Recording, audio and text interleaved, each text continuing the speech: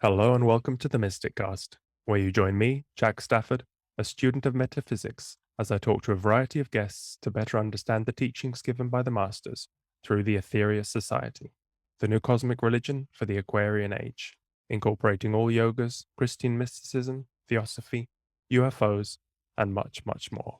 Please note this is an independent podcast, not produced or fact-checked by the Aetherius Society. Today, my guest is Julie Scott, Grand Master of the Rosicrucian Order in San Jose, California. Hello, Julie. Hello, Jack. Thanks for inviting me. No, thank you. And what a spectacular background that is. I first have to comment on that. Where are you Thank today? you. At the Rosicrucian Research Library at Rosicrucian Park in San Jose, California. And have you read all those books? Well, I spend as much time here as possible, and I have my favorite sections, which are alchemy and ancient Egypt. Wow, you're also an expert in ancient Greece. Um, you're an expert in so many areas of which we're going to cover today. Maybe we could just start and introduce the Rosicrucian Order, as I'm sure you've done many times before. If you could just give us a short overview to anyone who is not familiar with it. Sure. The Rosicrucian Order is a philosophical organization. It's not a religion, and Rosicrucians are men and women around the world who study natural laws so we can live in harmony with them. We study subjects like meditation, ancient philosophy, how to develop our intuition, and spiritual alchemy, which is raising our vibrations so that we can contribute to the elevation and the evolution of human consciousness. Wow, that sounds incredible. What are these natural cycles that we have to live in harmony with? Well, there are very mundane cycles, and there are um, much broader cycles. For example, here at Rosicrucian Park, we choose a particular time of the month to plant our plants, and it's the week before the full moon. This is the time that the moon exerts the best influence on the water table, which is beneficial to the plants. And we study natural laws related to how we interact with the world. For example, some people, when they look around them, they see empty space. Rosicrucians learn that around us is energy with which we can interact and that we're connected with everything. Mhm. Yeah, I always try and in all my work, I'm trying to get people over the prison of materialism. We are conscious beings who create the material that we see. It's not the other way around, as science tells us. Rosicrucians are introduced to a concept that's called actuality, and it's the origin of everything. It's a realm of existence or a spiritual plane that has the potential for everything. And the ancient Egyptians called this the Amdawat. They believed that when we slept during the hours of the night, we traveled to the Amdawat and we passed certain tests and trials. But when we were able to actually attune with this plane, we were in the field of pure potential. And through our thoughts, we can activate what exists on that plane that's unmanifested.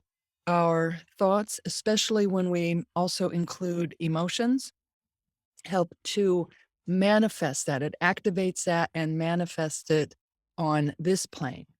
And then what people typically call reality is what we see in the world around us. So Rosicrucians, we we go to what we call our sanctums. It's the place for our mystical work in our home.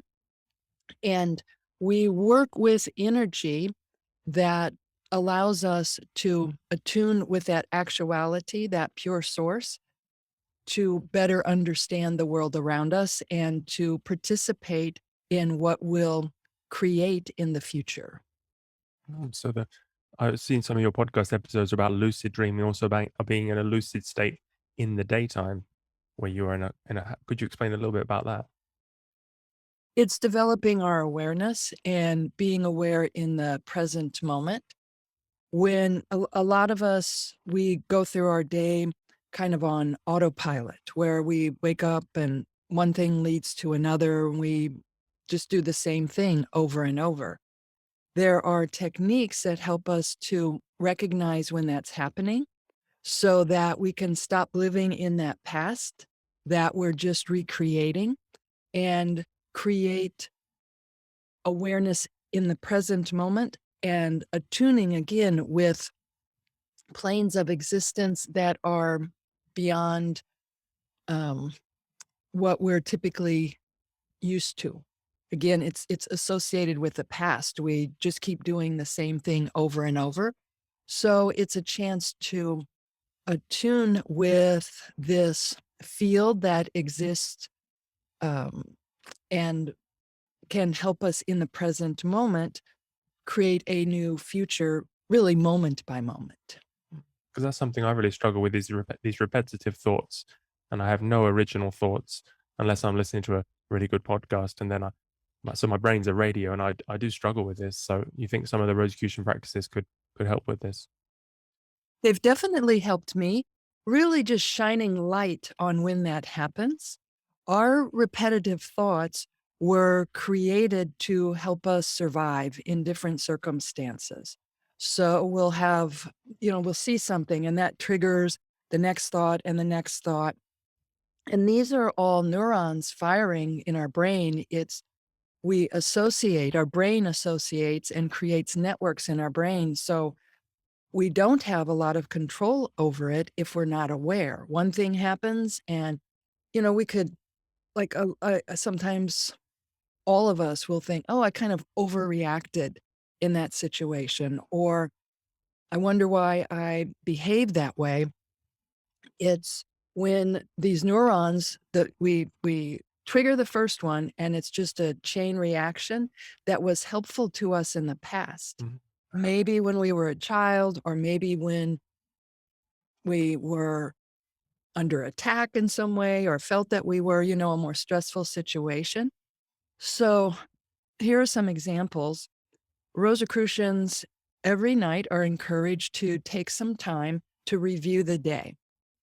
And this was part of what the Pythagorean school practiced. I remember Benjamin Franklin, I remember reading that he did this every day, that you review your day and you think, okay, in what ways did I respond that I feel good about? In what ways did I respond that I wouldn't want to do that in the future? And then we can create ways to change how we're going to do that in the future. There are practices that we can preview a situation that may be coming up. Maybe we know we're meeting with someone and it might be, doesn't have to be a conflict, but let's say it's stressful. We can plan ahead of time to be aware in that moment.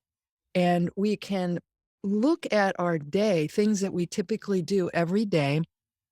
And there's a technique where we look at ourselves in the morning and we feel maybe an emotion coming up that we don't want to occur.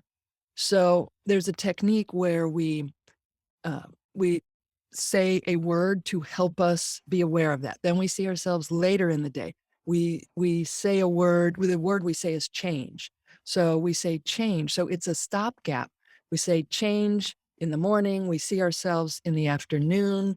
Maybe we're at work by that time or driving. We see ourselves going to bed. And we just need a stopgap so that when that trigger goes off, all the rest of the dominoes don't fall. Oh, that's a great technique because mindfulness is a buzzword, and we think it's something new, but I guess it goes back to the Buddhism as well. Is that also an aspect of Rosicrucianism, or is it a separate lineage through Egypt? And It's, to my understanding, it's a separate lineage, and many techniques that we practice are part of other very transformational philosophies and sciences, such as Buddhism. And it's really just a way of being aware, not just with our thoughts, thinking about our day, but also being aware of how these things come up in our body.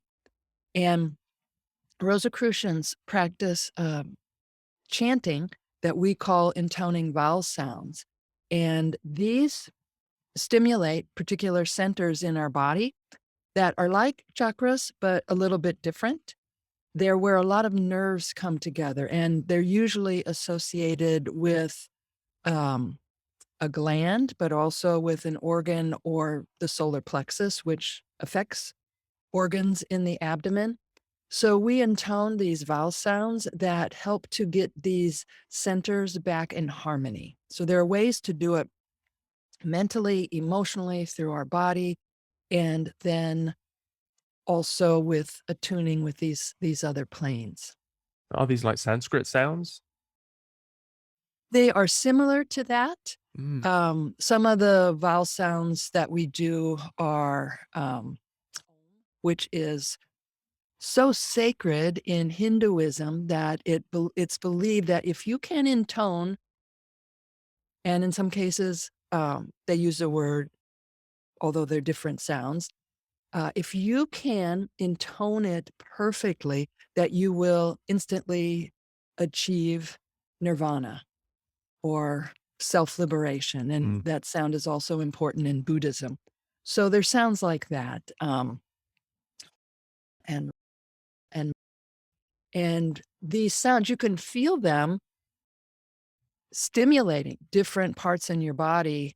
For example, when you intone the vowel sound, you can feel it in the center of your head. This is associated with pituitary center, and you can feel it vibrating there.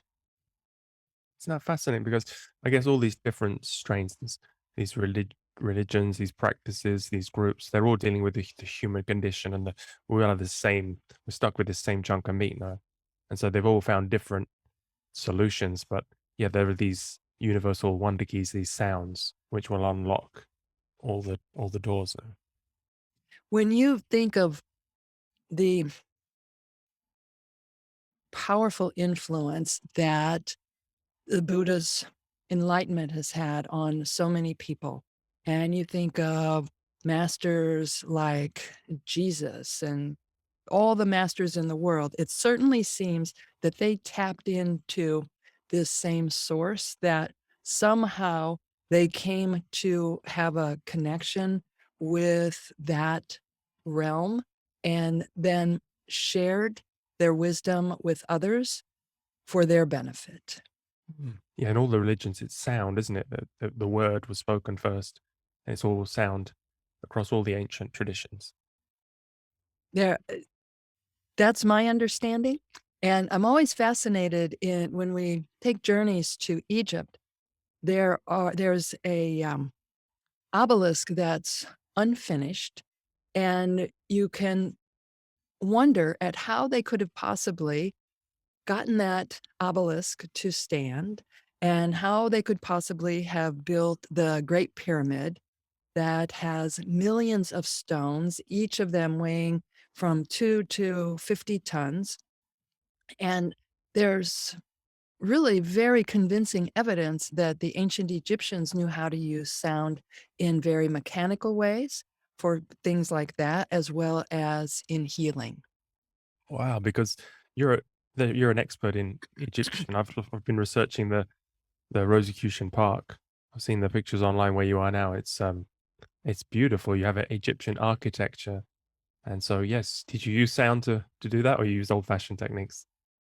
Well, I am so fortunate that this beautiful oasis in Silicon Valley was already created before I arrived with most of the structures here. And I do have to correct you, I don't consider myself an expert in ancient Egypt or in Greece. I'm passionate about those, and I'm still learning every day. So I consider myself a teacher and a student. And we definitely used Rosicrucian techniques to manifest some of the new features at Rosicrucian Park.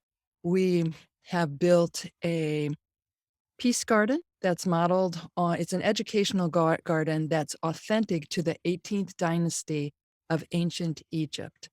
And when we were creating this, we used the knowledge of natural cycles. There are times that are beneficial to begin a project and times that are better for completing a project. We also use this technique to attune with actuality to the Amdawat, or whatever you want to call this realm.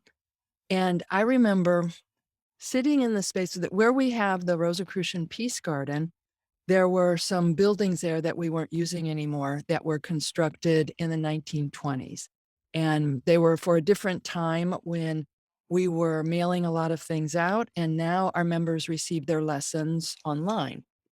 So we wanted to create a new garden, and we removed the buildings. And I remember sitting in the place that would become the Rosicrucian Peace Garden on the day of a full moon. And I've had some really fortunate connections with the moon. And when I was there, I was visualizing attracting members of the Rosicrucian Order for special ceremonies that we would do there, and attracting people from the community. We did the same thing in the labyrinth that we built here a few years ago. And so these are techniques that we use, and the money manifests. The money comes. I didn't say, okay, I'm manifesting, we need this much and we need that much. It manifests itself.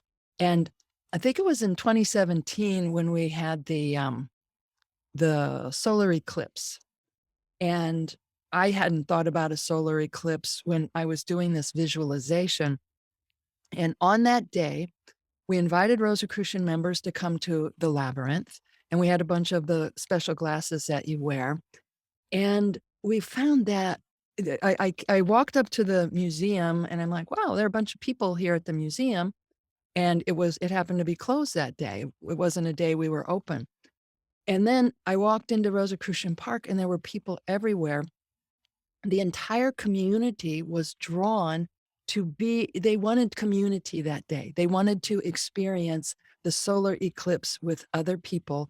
The labyrinth and the surrounding oak grove, we planted a sacred oak grove around the labyrinth. We couldn't have put one more person in there, and we were all attuning with the solar eclipse. So it was like I had opened myself up to helping to create this, not realizing the many opportunities that we would have to how it was going to play out, what role the labyrinth could play in our community, for members, and other opportunities like that. So definitely for the creations since I've been here, and I've been serving as the Grand Master since the year 2000. So since then, there's no question we use the Rosicrucian principles. I know that they use them before, and then we still hire contractors who come in Oh, and put the gardens in and things like that. and is this the best center in the world for Rosicrucian, or is it growing? Are there other centers because people listening to this all around the world, where can they join? Is it done online only, or?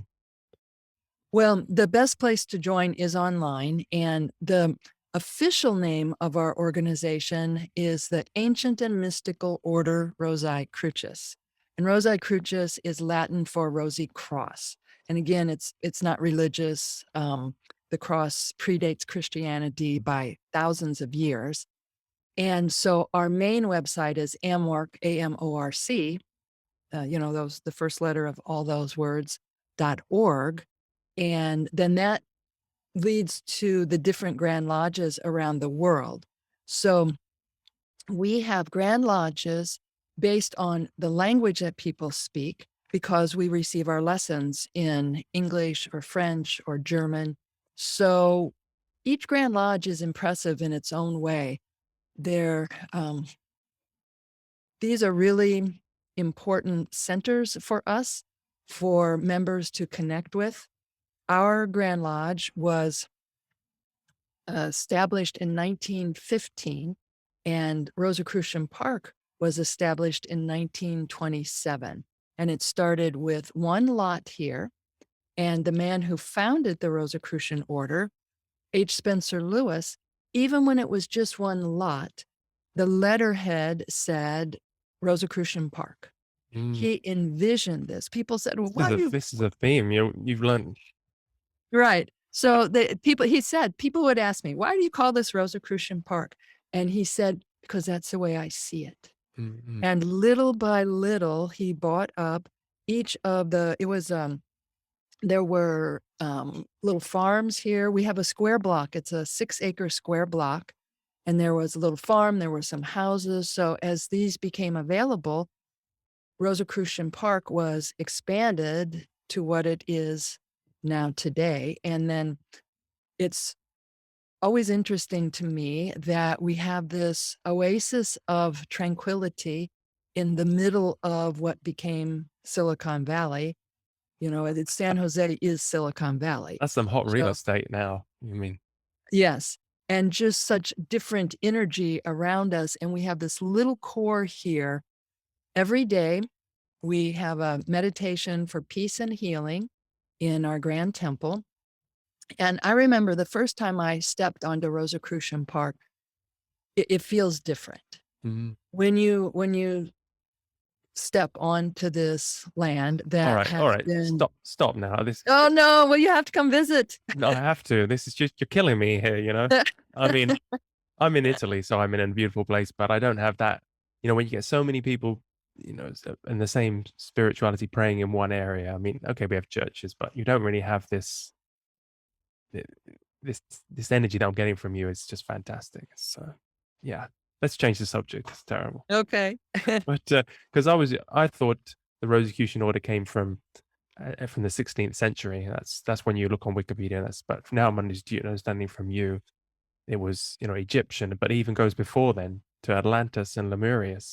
And so we also know about those in the Aetherius Society. And I was reading there's a book called Lost Lemuria, which just sounds fascinating. I want to get that. I tried to get the Kindle version, but it wasn't available. But could you tell me a bit about that book and what I can expect when I do get a copy in my hands? Well, the book on Lemuria that the Rosicrucian Order published is called Lemuria, the Lost Continent of Mu. So I think it's different from That's the different, one. is it? Okay. Yes. And the Rosicrucian tradition presents Atlantis and Lemuria as origins of a primordial tradition. Some Rosicrucians believe that it really existed as an actual place, and others believe that it's symbolic of this, this source of all the knowledge that, as we've discussed already, these different traditions around the world have have received. And What do you think? I think it's symbolic. Okay. However, I'm open to the possibility because there is more and more research on where Atlantis may have been. And certainly we know that the lands have, the continents have moved and changed. And it's not really important to me whether Atlantis or Lemuria really existed.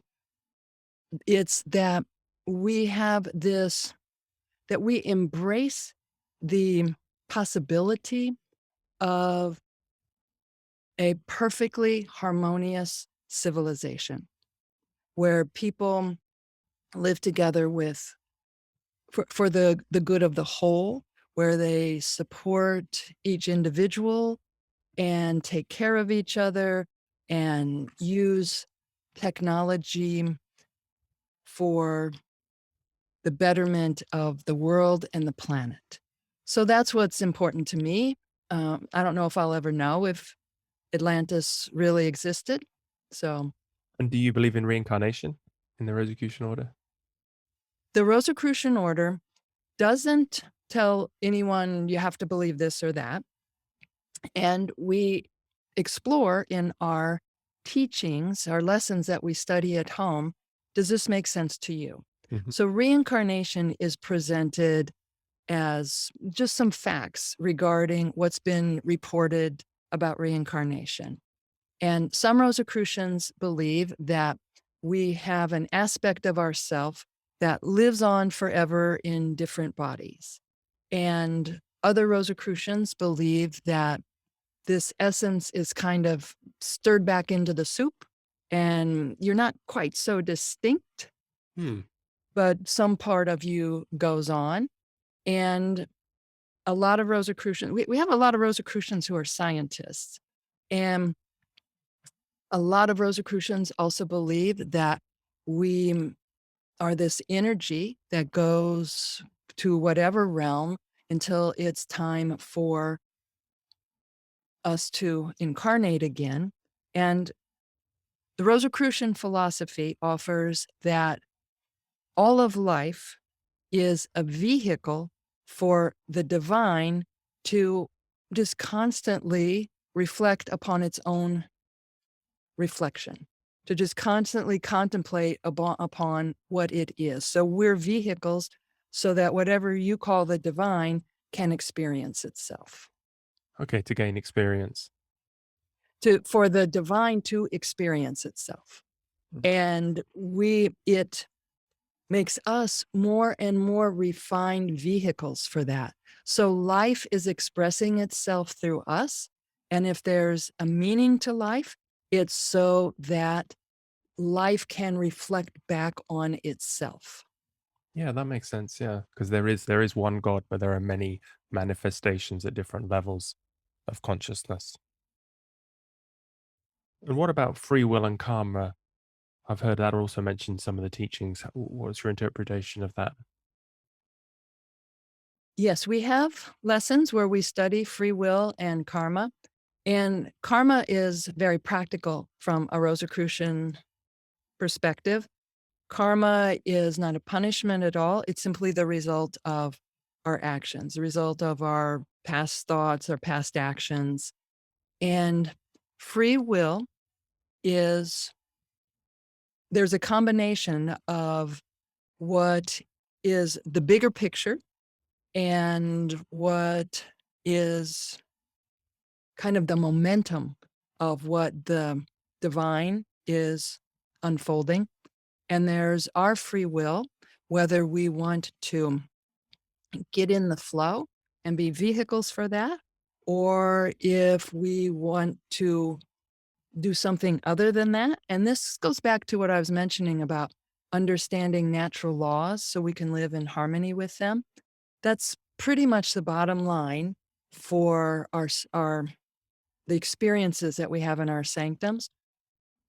Do we want to open ourselves up to something greater, or do we want to decide that we know better? And will is really important, though, because when it comes time for our role, we need to exert the will to do our part. Hmm. Okay. And is it technically a mystery school then, the the Rosicrucian Order? Because I saw in a video you made that in Egyptian times they merged all the mystery schools together and then formed one. But is it still classed as a mystery school now today, the order? I would consider the Rosicrucian Order a mystery school, most especially because of the initiations that we confer. And there are very few ancient initiations where you have the old text and you know they did this and then this other person did that. However, there's enough information to piece together generally what was done in those initiations, and both in ancient Egypt and in Greece. So when we confer initiations, members who have already had that initiation serve as officers. And then a member who's just entering that degree of study, they have a chance to walk through the lessons of that degree in order to learn in more than just an intellectual way. Mhm. So we're experiencing the lessons of that degree rather than only learning about it intellectually. And um, I have had some of the most profound experiences of my life in and immediately following some of my Rosicrucian initiations. So I can speak from experience on that. They're very powerful for touching parts of us that we don't usually have access to. Can you give us an example of an initiation, or is it secret until you get to the next level? Well, we would never share the details of an initiation.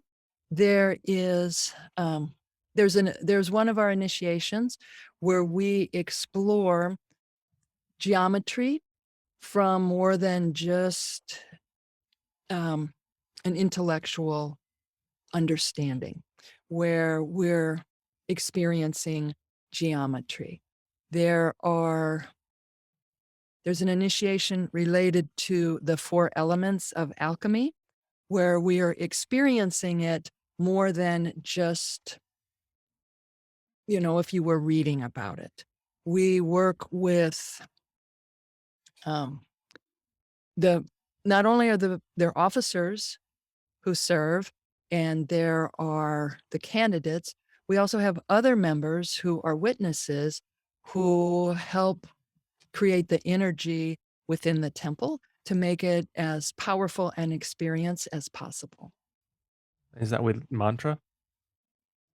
Yes, and with, their thoughts. Okay. Wow. Yeah, I mean, you imagine something like, have you know the theosophy? Are you also into, have you studied theosophy? I'm just slightly familiar with theosophy. Madame Blavatsky, yeah.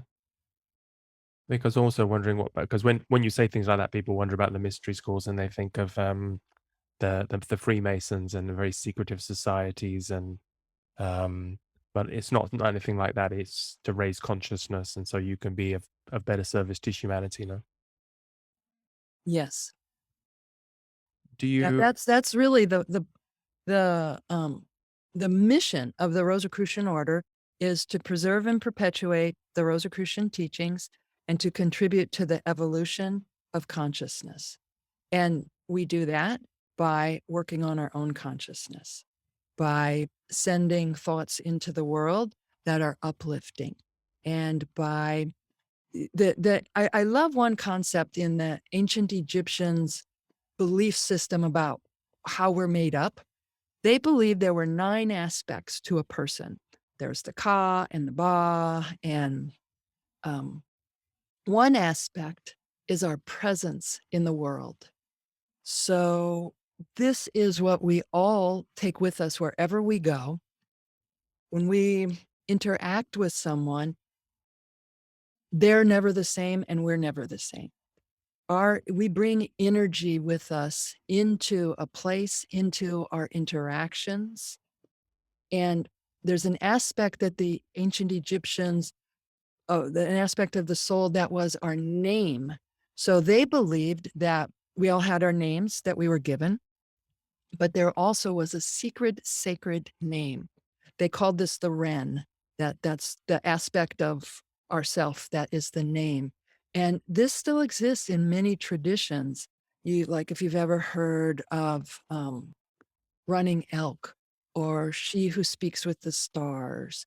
These are aspects of ourself that go so far beyond what we we typically think of with, like we don't usually give a lot of thought to the depth of ourself and the influence that we have with every thought, word, and action. I remember reading a children's book about magic when I was very young. I can't remember the title or what it was about, but I just remember that if you knew someone's real name, you had power over them. And I heard on one of your podcasts, I think that if you know the exact time and date of someone's birth, you have power over them because you know who they are. Yeah, I'm not familiar with that. It sounds like, that would be associated with astrology too.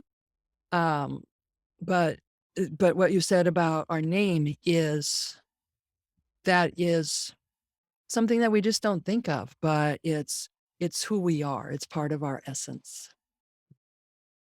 Going back to the Egyptians then, because I've wondered because I don't know anything I don't know anything about that, the Egyptians, but I know more about the Indian, the yogic tradition. And when the yogi dies, they make sure to burn their body because for karma, that they return it as soon as possible back to the elements from which it came. And that even some black magicians try to capture the body of a yogi to get power over them. So I was wondering why the Egyptians would preserve their body for such a long time when they clearly had concepts of the afterlife and the other realms, why they would feel the need to stay on in this one. They believe that one of these 9 aspects of the soul lived on earth, and it needed a place to live. So it Mhm. lives in the body, and they wanted it to last as long as possible. And reincarnation was, and so back to the Egyptians, they would take certain organs out of the body and place them in a jar that went in the tomb, but they kept the heart in the body. And this was one aspect of themselves. It's called the ib or the ab. And they believe that there's this pure essence in the heart. So they left the heart in the body and they would put amulets over the heart to protect it. And then in the final judgment, when it was a test to see if they would go on to the Amdawat, their heart was weighed against the feather of Ma'at, and Ma'at was the goddess of order. So it was seeing if they lived their life according to the natural order of Uh, things. and that's the scales that you have on the doors to the park. Right. Fascinating. Yeah, I've heard there's a metaphysical secret that we exist on all realms simultaneously. Um, yeah, some must be something in that. In the Ethereal Society, they say that each chakra is a realm of consciousness. So when we die, we go on to we exist on a realm where we deserve, where we're most harmonious. So if we're, it's like in a city, if you don't go and live in the slum or you live in the uptown, you exist in the area that you're most comfortable at, your vibration. So is that also with the Egyptians that they go to a different realm and then they come back here and then they go there and then they come here? Well, they would see it in some aspects they would see it that way, but they also believe that they traveled to this realm every night and that this was part of their personal growth. So when they slept at night, each hour of the night, they went to different um they went through different tests that would lead to the Amdawat. I And Rosicrucians, we I just want to distinguish that there's the ancient Egyptian view, and Rosicrucians, we study this and we see the similarities with it. And Rosicrucians, I would say the typical Rosicrucian doesn't think of the 9 aspects of the soul. mm. It would be, again, that we have several aspects of ourselves and that we're energy, that it just makes sense would continue to exist after the death of our body. And do you practice lucid dreaming? Lucid dreaming is one of many lessons in our studies. One exercise that I practice, it's definitely not every night, but I practice when there's a special issue that I want to be more aware of. Right before we go to sleep is the perfect time to ask our subconscious to reveal more to us. So this is not a technique for lucid dreaming. It's a technique to be able to tap into the subconscious mind. So Rosicrucians call it the borderline state. It's when we're getting sleepy, we're just about to fall asleep, And we can say, let's say if we want the solution to some situation, we can say, subconscious, reveal to me whatever it is. And in my experience, I always receive a response.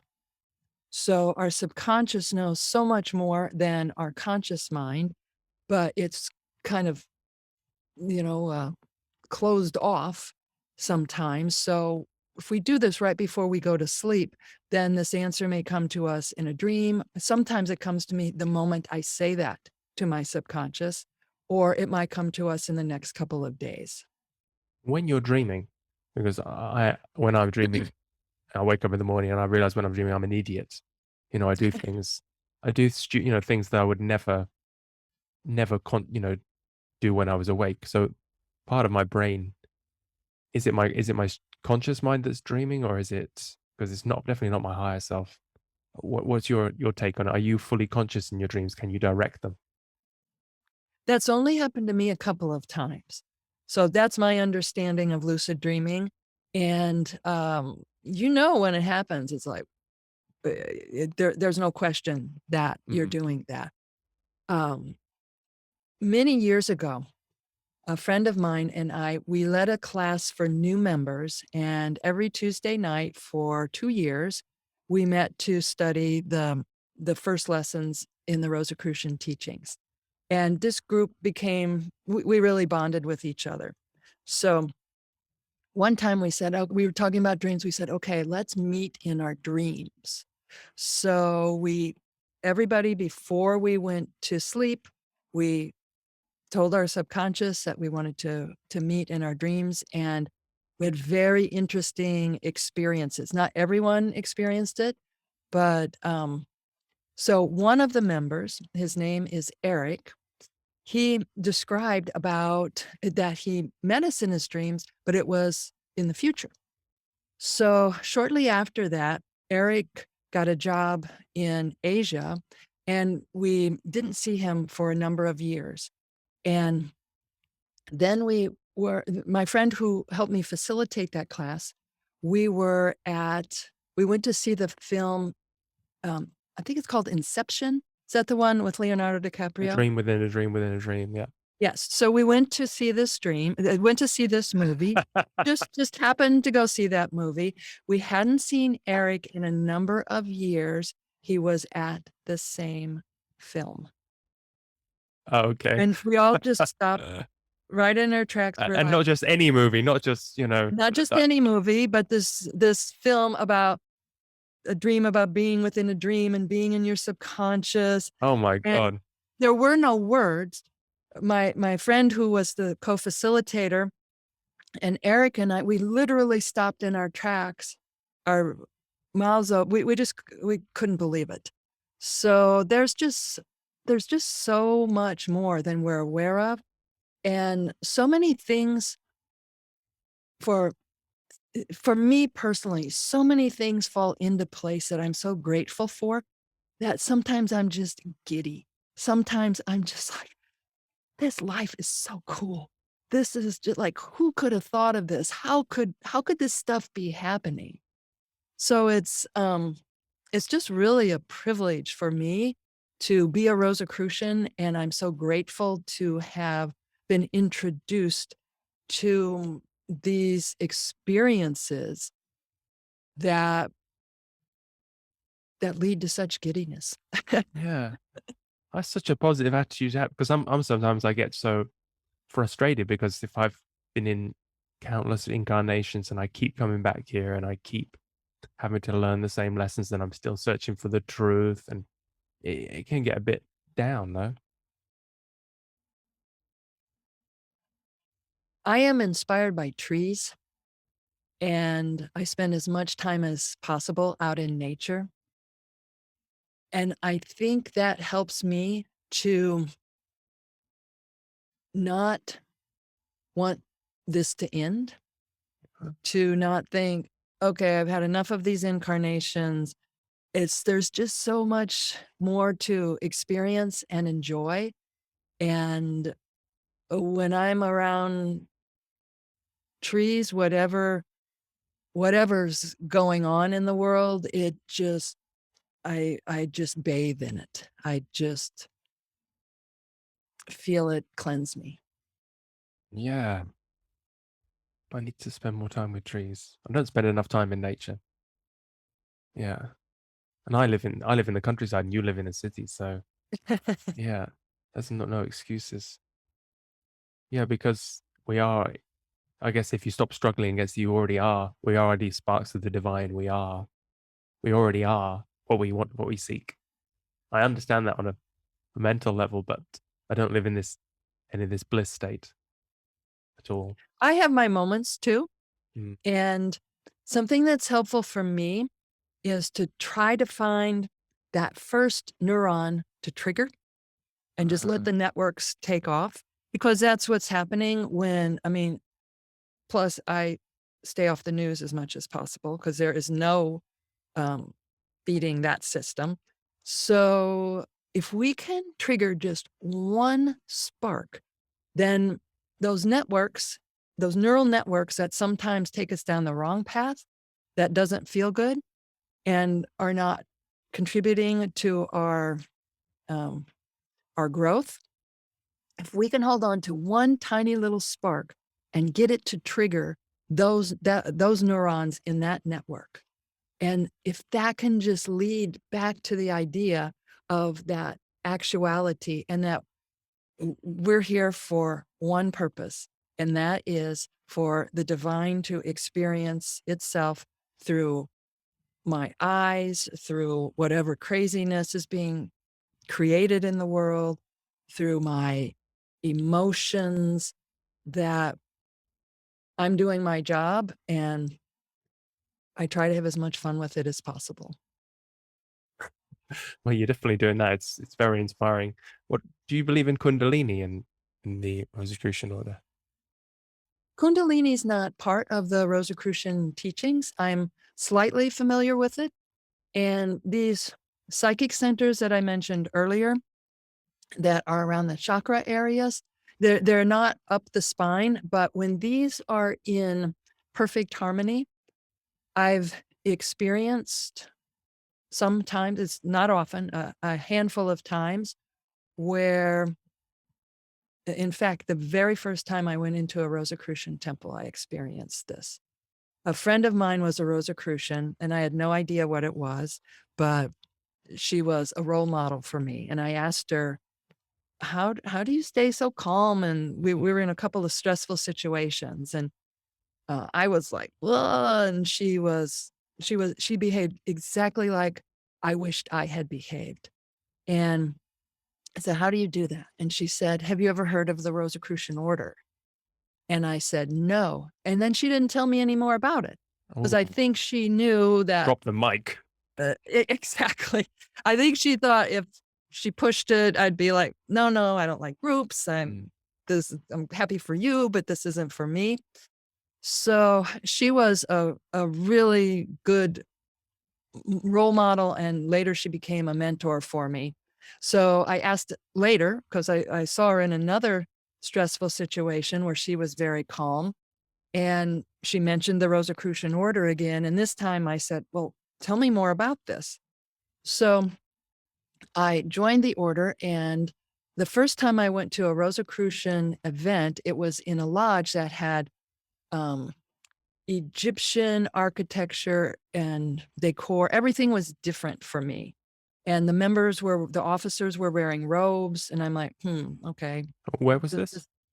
this, did you say when or where? Where was this? Yeah. In St. Louis, Missouri. Mm. I'm from the Midwest in the United States, and it was at the St. Louis Lodge. And so it was this decor, and everything was different to me. And someone led the vowel sound intonations, and this energy went from the base of my spine up out the top of my head, and all I saw was light. And I thought, okay, I'm in the right place here. I have some more of that, please. Yeah, exactly. Yeah. And that's only happened to me a handful of times in my life. And it just, I think part of it was that because everything was so foreign to me, Mm, everything was odd. I was, or uncommon for me. I'm like, okay, Egyptian and this and that. Plus, that lodge had been in that location for decades. So they had built up the energy there. And just, I was breathless and I'm like, wow. So, I really didn't say anything about that for many years. And I've had a few other experiences in my initiations that are similar to that. So so we work with these centers in our body and well, in our being really, and it's just to clear the channels. mm. So that energy's there all the time. It's just creating that openness. But I would say specifically, Rosicrucians don't study Kundalini specifically. And do you do pranayama? We do breathing exercises that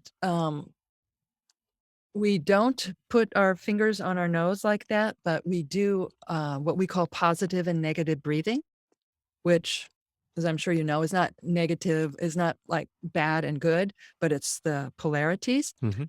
And we have a member who just finished his PhD in some aspect of Hinduism.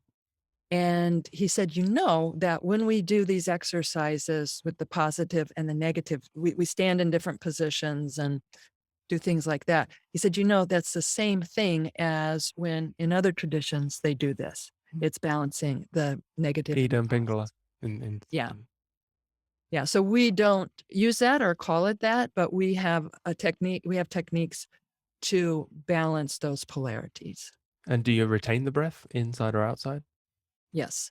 Okay. So that's part of if it's a positive breath, we hold our breath while our lungs are full. If it's a negative breath, we hold our breath while the lungs are empty and only for as long as it's comfortable. Mm, None of our lessons push us to beyond, like it's not like see how long you no. can hold your breath. Okay, yes, it's really the same. So, isn't it such a horse by another name?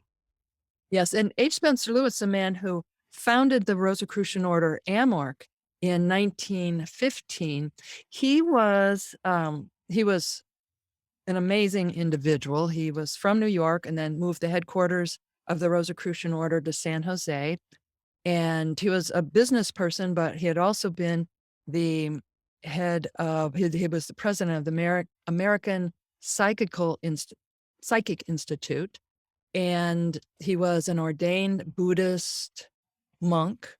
He was familiar with many Eastern traditions, and he had an experience in New York in 1909 that directed him to seek out the Rosicrucians. And one thing led to another. He ended up in France and was initiated into the Rosicrucian tradition in France and accepted the responsibility to restart the Rosicrucian Order in America. The order had been active in America in the 1600s and in the 1700s in 108-year cycles. Oh, wow. So, 108 is a very big number in the Sanskrit tradition as well. yes. So in 1614, a group of anonymous Rosicrucians published the first in 1614, they published the first Rosicrucian manifesto, and then they did two others after that. And again, as you noted, they were perpetuating something much older. So these individuals in France who initiated H. Spencer Lewis in 1909, they were caretakers of the tradition. Their grandparents had been Rosicrucians and they weren't active. They were the caretakers of the tradition and they passed it along to him. Oh, isn't that amazing? In such a short time, because America is a new place. Even in that Yeah. time, it's gone through, what did you say, 3 or 4 cycles? Three So, cycles. Yeah. God. And I was also reading about Francis Bacon. He was a fascinating character, and he was a Rosicrucian as well, yes? Well, certainly he was involved with the Rosicrucians. At that time, you didn't get a membership card, and it was Probably want to plus it keep it was secret. yeah, it was not beneficial to your health in a lot of these cases. Those Rosicrucians in 1614 who published that anonymous manifesto, this was a time of great intolerance and superstition. So they they published it anonymously, and it was a call to the leaders of Europe, the learned people, to put an end to this, to stop this intolerance and superstition, and to come together for a a transformation of society. Because society has to the spiritual evolution, we have to go through that after every enlightenment, there has to be a dark ages. You have to go through this cycle to so that it's part of the learning process, I think. Well, look at where we are today with the pandemic. It's many people are reaching deep within when maybe they wouldn't have been so motivated to do without something so drastic in our lives that we're when you realize the other things you're doing don't help in some really severe situations, then there's that fine place where you're like, "Okay, I give this over to something bigger than me." So you think the pandemic is having a beneficial effect in even if it's seems painful at the time? Well, we've so many people are joining our community. They want to be of service to help others with things like our meditation for healing and for peace. They want to feel connected with other people who are looking for more than just materialism, Mm. who really want to go in, who really want to work on themselves. And also to find a way to relieve the stress that we feel. We offer many different techniques for meditation. Interestingly, the Rosicrucian Digest magazine that we published right before the pandemic was on radiant health. And the entire issue is filled with techniques from the Rosicrucian tradition on how to be healthy. We published that in December of 2019. So all of our members had received it, and all of our publications are available for free online at rosicrucian.org. All of our books are there for free. So all of our magazines, this one again is called the Rosicrucian Digest. And it's people benefit from these techniques that keep our system strong. Because that's the bottom line, is that we get out of the way and stop causing disharmony so that all of our systems can not only work harmoniously, but they resonate with each other. And instead of just being separate harmonious systems, they create this coherence that is even greater. That sounds fantastic. I just wish I lived in San Jose because being in your presence and even by Zoom is fantastic. And I just Well, it's fantastic for me too. I'm so glad we're making this connection. yeah, because I mean, yeah, I'm doing this to promote the Etheria Society, but also to educate myself because there are a lot of teachings in the society, but I understand them more when I speak to other people in other organizations and other because yeah, we're all heading towards the same place, just in a different vehicle. The Rosicrucian Order is very committed to collaboration and to supporting others who are working for the benefit of humankind. So um, we we always support our brother and sister mystics. Yeah, so it's a very inclusive. So you say you're definitely not a religion. It's a it's an order of practices and they're very inclusive. Yes. All right, wonderful. Well, I could keep asking you questions all night and I keep chatting to you, but I think that's really given us a firm foundation and Thanks very much for your time. It's my pleasure. Peace profound. All right, take care, Julie. Bye. Bye bye.